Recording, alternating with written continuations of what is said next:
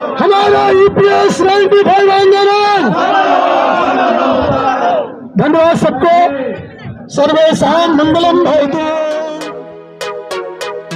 सबसे पहले तो मैं हमारे जितने भी मीडिया भाई है जिनका हमें सहयोग मिला है उनको मैं भारी कोटि कोटि धन्यवाद देना चाहूँगा कि मीडिया एक तीसरा स्तंभ है और उसका जो सहयोग है वो हमें मिलता आ रहा है। और आप हमारी इस आवाज़ को, हमारा आपसे विनम्र निवेदन है कि आप हमारी इन पेंशनरों की आवाज़ सरकार तक पहुंचाने।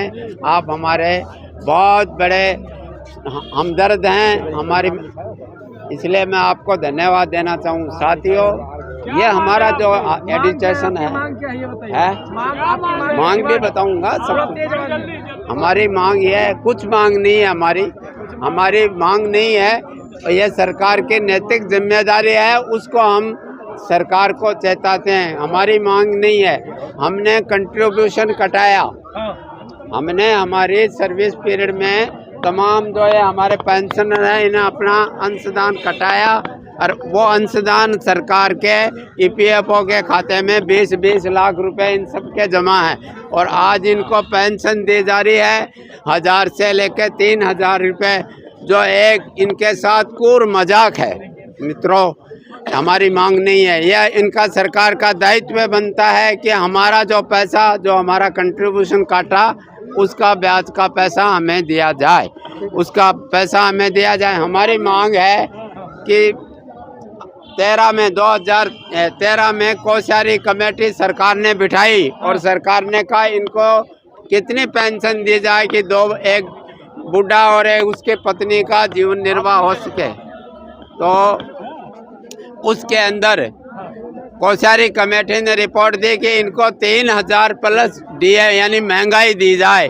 तो वो आज तक वो आधा इन्होंने दिया नहीं, वो हमारा पेंशन दी नहीं गई। आप वो बढ़ के 7500 प्लस महंगाई होती है। दूसरी मांग है कि एक पत्नी और पति को चिकित्सा सुविधा दी जाए, मेडिकल सुविधा। और तीसरी मांग है कि इस देश के अंदर लाखों लाख ऐसे कल कारखाने हैं जिनको सरकार ने, मालिकों ने लॉकआउट कर दिया। उनमें जो काम करने वाले करोड़ों कर्मचारी थे उनका अंशदान तो काट लिया गया, उनसे कंट्रीब्यूशन ले लिया गया, लेकिन आज तक उनको पेंशन का मेंबर नहीं बनाया, उनको पेंशन में जोड़ा जाए। और एक अभी ताज़ा ही सुप्रीम कोर्ट का फैसला आया था 4/11/22 को, उसने हायर पेंशन के लिए कहा कि जो 1/9/14 के बाद जो 58 साल का हुआ उसको हायर पेंशन दी जाए। लेकिन इससे पहले वालों का क्या है, ये भेदभाव है, सभी को हायर का ऑप्शन दिया जाए बिना भेदभाव। मित्रों, और हम तो मोदी जी को ये कह देना चाहते हैं कि हो गई पीर पर्वत से, अब तो कोई मोदी जी के दफ्तर से नई चिट्ठी इनकी पेंशनर के स्वीकृति के निकलनी चाहिए। और आपको और धन्यवाद।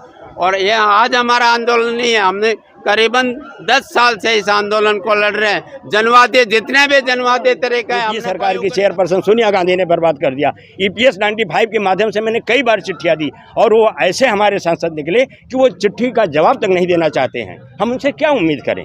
ऐसे जनप्रतिनिधियों से हम सब दूर रहते हुए उनके विरोध में हम जरूर हैं।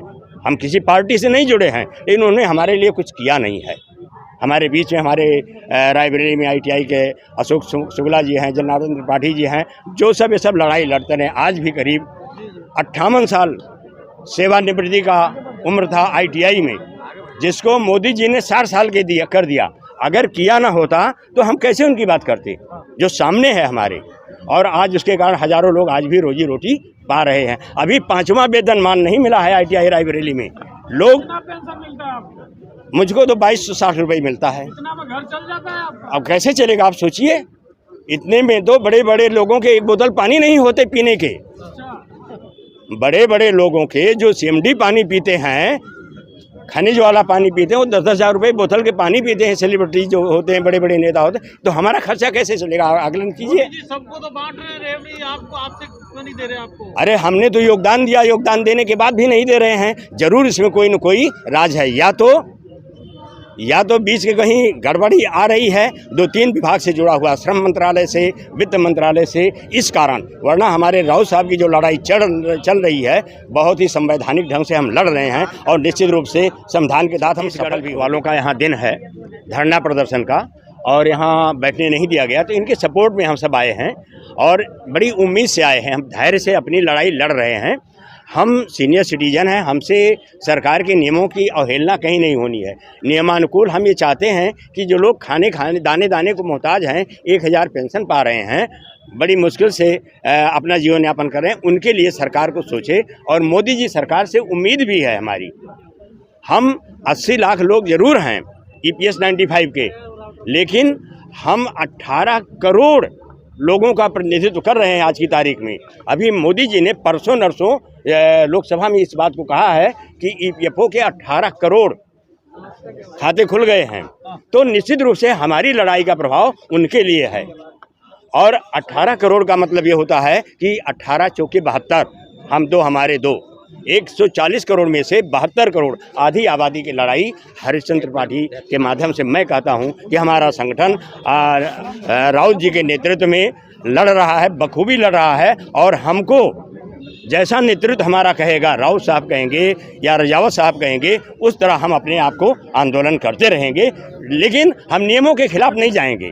धैर्य हमारा सबसे बड़ा आभूषण है और निश्चित रूप से हम सच की लड़ाई। कोर्ट के जजमेंट के मुताबिक जो उच्च पेंशन दिया जाना है उसको देने की प्रक्रिया को बहुत तेज गति से करना चाहिए और वो बहुत धीमी गति से दिया जा रहा है। ये मुख्य हमारी 4 मांगे हैं।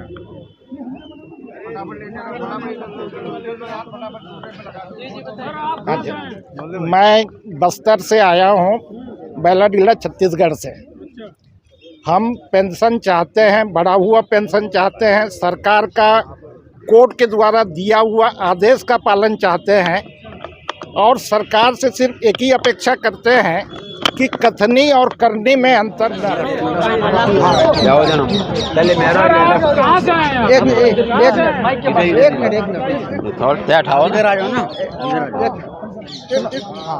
ITI लिमिटेड रायबरेली उत्तर प्रदेश से आया हूँ।